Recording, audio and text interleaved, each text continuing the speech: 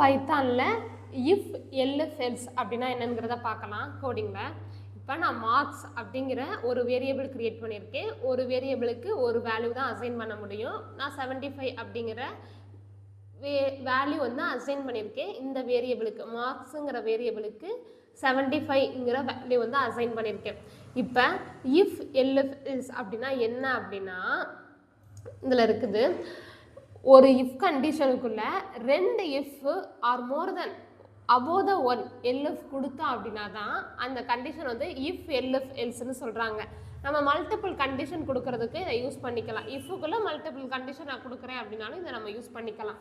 இப்போ ஃபஸ்ட்டு கண்டிஷனில் இஃப்பில் வந்துட்டு மார்க்கு 90ஆகவும் 90க்கு மேலே இருந்துச்சு அப்படின்னா எனக்கு கிரேடு வந்து ஏன்னு காட்டு அப்படிங்கிறத சொல்லியிருக்கோம்.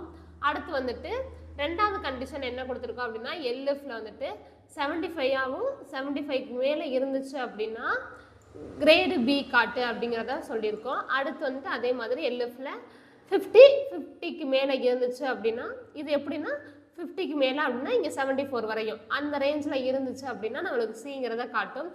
எல்ஸில் வந்து இந்த கண்டிஷன் எதுவுமே இல்லை அப்படின்னா ஆட்டோமேட்டிக்காக வந்துட்டு எனக்கு ஃபெயிலுன்னு வந்துடும். இப்போ அதை ரன் பண்ணோம் அப்படின்னா நம்மளுக்கு இந்த கிரேடு பி அப்படிங்கிற ஒரு ஆன்சர் வந்துருச்சு. இப்போ நம்ம வந்து இந்த இடத்துல வேல்யூ வந்து சேஞ்ச் பண்ணி பார்ப்போம்.